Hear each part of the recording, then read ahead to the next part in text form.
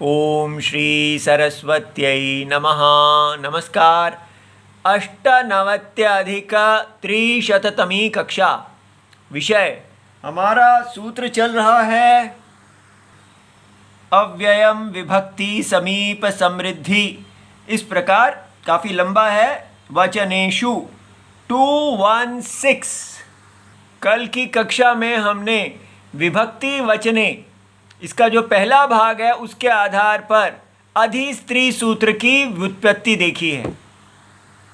आज हम ये अव्ययी भाव समास जो विभक्ति अर्थ है उसका हम प्रयोग देखेंगे। तो पहले अधि का प्रयोग देखते हैं जहाँ पर वो अव्ययी भाव समास नहीं है।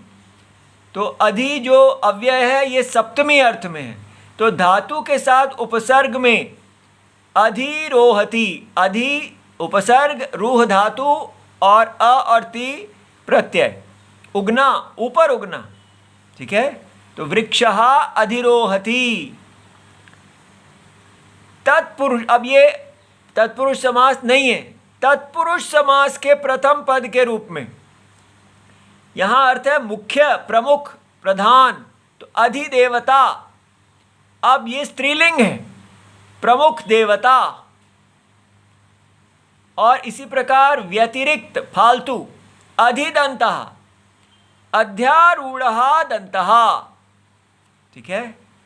अब माने जो अधिक दांत है, एक्स्ट्रा।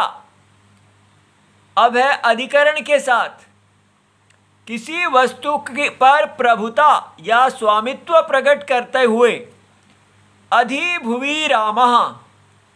अब ये भी अव्ययी नहीं है। क्यों? क्योंकि यहाँ हमने सप्तमी लगाई है। ये भू जो है स्त्रीलिंग है, पृथ्वी। तो यहाँ इसका अर्थ क्या बना? भूमि पर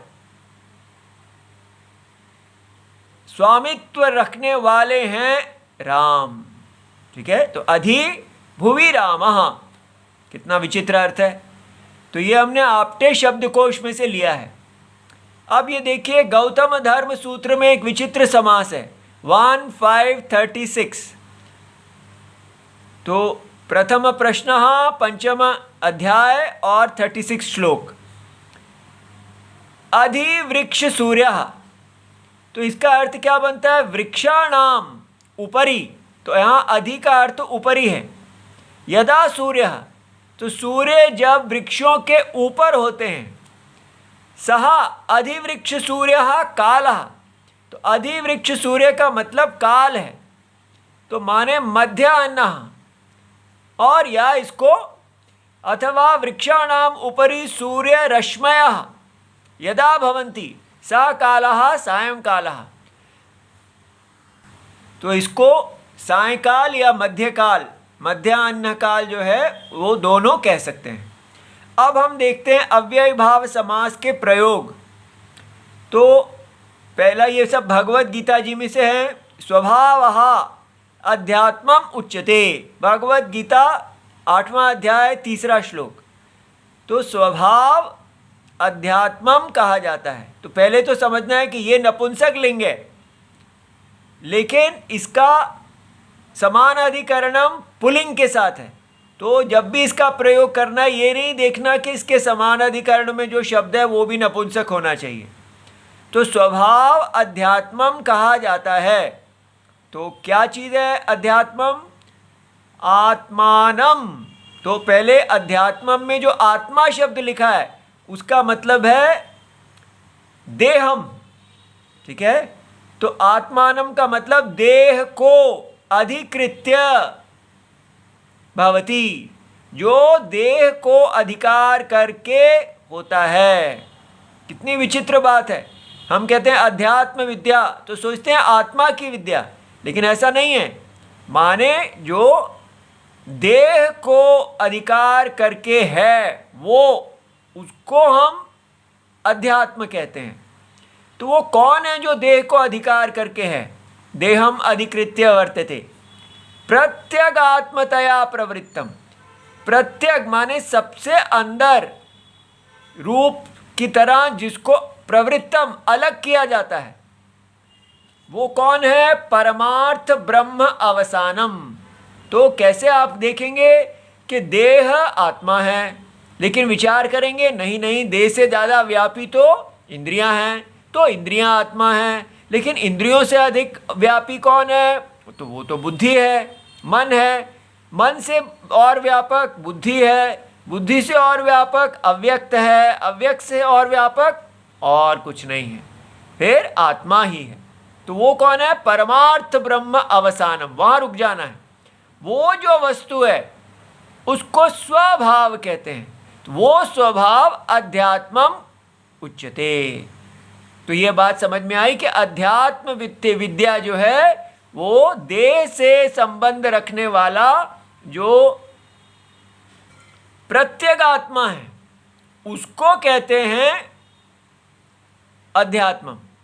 अब ये देखिए, तो अधिकृत्य शब्द का अर्थ कैसे समझना है? ल्यप प्रत्यय लगाकर बनाए गए कृदंत अधिकृत्य का प्रयोग विषय में, संदर्भ में, संबंध में के अर्थ में होता है और इसका योग द्वितीया विभक्ति में होता है।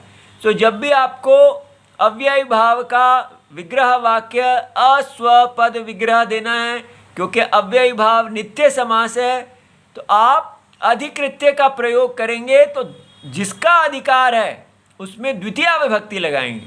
ठीक है। अब ये देखिए, अधिभूतम क्षरो भावः, भगवद गीता 8:4। ये क्षरः ये पुल्लिंग है, भावः पुल्लिंग है, अधिभूतम तो यहाँ प्राणी जातम अधिकृत्य भवति, तो भूतम का अर्थ है प्राणी जातम। ठीक है, जो भी प्राणी से उत्पन्न होने वाला है उसको हम अधिभूतम कहते हैं। उस प्राणी से उत्पन्न होने वाले के विषय में जो कुछ है वो, तो अब हम कहते हैं कसौ, वो क्या है? तो वो क्षरः है। ठीक है, तो माने क्षरा क्या? क्षरति इति क्षरः, विनाशी भावः। तो इसलिए प्राणी जातम के विषय में उसको अधिकार करके जो कुछ भी विनाश है, यत् किंचित जनिमद वस्तु इत्यर्थः, जो भी चीज़ पैदा होती है और मर जाती है उसको अधिभूतम कहते हैं। तो कितना गहरा है ये अव्ययी भाव समझना। अब आगे देखिए, पुरुषः च अधिदैवतम 8:4। तो दैव क्या है? दैव माने ये अण प्रत्यय तद्धित का देवों से संबंध रखने वाला। तो दैवम माने भाग्यम कर्म फलम, तो दैवम अधिकृत्य भवति। तो दैवम के विषय में जो है तो वो कौन है? पुरुषः पूर्व, वो भगवान कहते हैं पुरुष है। तो पुरुषः पूर्णम अनेन सर्वम इति, उसको बोलते हैं पुरुष, जिसके द्वारा ये सारी सृष्टि पूर्ण है, वो दैवम है। या पुरी शयनाथ, जो पुरी में शयन करता है वो पुरुष है। या तीसरा ऑप्शन है विकल्प, आदित्य अंतर्गतः हिरण्यगर्भः, अर्थात ब्रह्मा जी सर्व प्राणी कर्णा नाम अनुग्राहकः, हमारे जितने कर्ण हैं, हाथ पैर इत्यादि कर्मेंद्रियां ज्ञानेंद्रियां, सबका जो अनुग्राहक देवता है उसको कहते हैं अधिदैवतम। ठीक है, तो कितना गहरा अर्थ है। अब देखिए, आपको पकड़ा जाएगा। बताइए यहाँ पर क्या ये अव्ययी भाव समास है? अधियज्ञः अहमेव अत्र देहे। तो पहले हम फंस गए थे, बाद में देखा कि अरे ये तो पुल्लिंग है। ठीक है, पुल्लिंग होने से समझ में आया कि ये अव्ययी भाव समास नहीं है। तो अधियज्ञः, यज्ञम अधिकृत्य वर्तते भवति, इस प्रकार करना गलत हो जाएगा।